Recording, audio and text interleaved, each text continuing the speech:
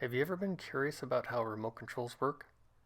Specifically the infrared signal that they send? Well, today we're going to take a closer look. We purchased our IR sensor on Adafruit, and when we were on the website we noticed that they have an excellent tutorial on how to test an IR sensor and actually how to make an IR remote. So we decided to base our video on this tutorial. We'll put a link in the description below. The first part is to wire up the IR sensor and attach an LED. That way you can determine if a signal is being received. Let's go ahead and do that. Okay, now that we got the IR sensor wired up, let's try it with a few remotes. This looks good. You can see the LED flashing when we try the remote. Here's an Apple TV remote. Looks like the LED is flashing faster than the previous one. And finally, this is a remote from our television. That looks good too. Alright, on to the next step. Okay, now that the IR sensor is working, the next step is to code the Arduino to look at the pulses that are being sent. Again, we'll rely on Adafruit because they did most of the heavy lifting for us. They've got a sketch here that you can run that outputs the pulses that are being received. We made a few changes to it to add some debugging output. Other than that, it worked as is. So go ahead and load the sketch in Arduino. Now you will have to enable the serial monitor because that's where the output's going to be sent. So once you see this message ready to decode IR, you can go ahead and press a button on your remote and you'll see a bunch of output. Now we recommend holding the button down for a few seconds, that way you'll get a good stream of data and hopefully there'll be a good set of pulses that you can detect.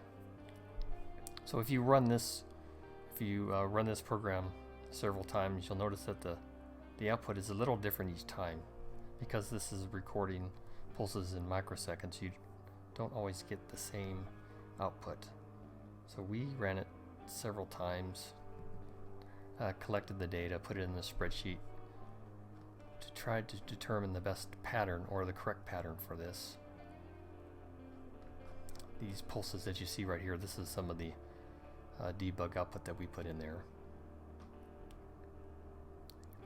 So once you get a good stream of data, you can go ahead and try to determine the pattern. We do recommend that you look for large gaps in the pulses. So for example, you'll see that there's this value, it's between 27,000 and 29,000 microseconds. So it gives us a clue that in between these large gaps is probably the pattern. You can see right here that before anything was received, it was just ticking off microseconds while nothing was being received. So once you have output and you think that you detected the pattern, we're going to use Adafruit again. If you go to the tutorial section, making an intervalometer, they ran their test using this Nikon camera. We're using an old iPod dock ourselves. And here, if you read through the tutorial, what they did is they just, as I explained, look through the data and try to find a pattern. And they wired up an IR LED to act as a remote. Let's go ahead and wire this IR LED up. There's a wiring diagram on the Adafruit website. What we did is we wired it to the existing breadboard. We wanted to have the sensor close by connected to the LED. That way when the IR LED sends a signal, the light will show us that it is sending. And this helped us a great deal when we were troubleshooting because we had to fine-tune the pulses that were being sent. And now that we got that wired up, let's go ahead and get back to programming. Again, thankfully they have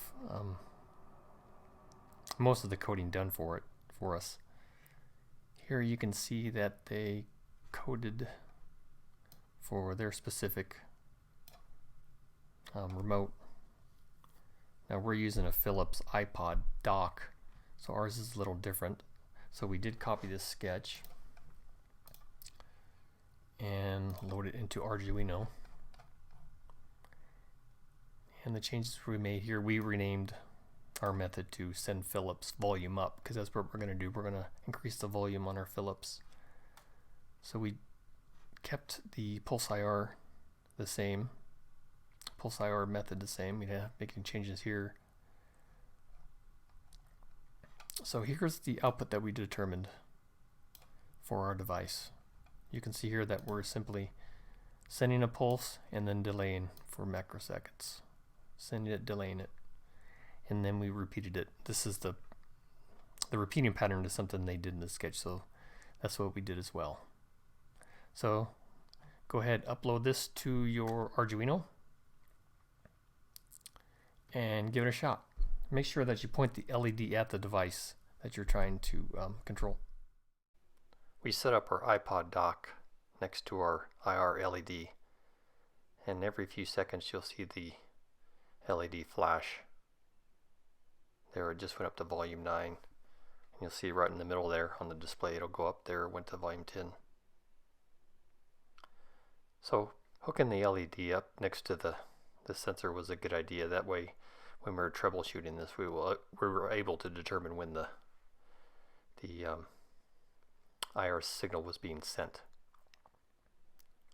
So we'll let this run for a few seconds more. You can see the volume is now up to 14. What we'll do, we'll go ahead and just turn the volume down using the remote. Turn it down to 8. And you can see every few seconds it pops back up. Well, this was a challenging experiment, but it was a lot of fun and we learned a great deal. And we hope you enjoyed watching this video as well. If you have any comments, please leave them below. And thanks for watching.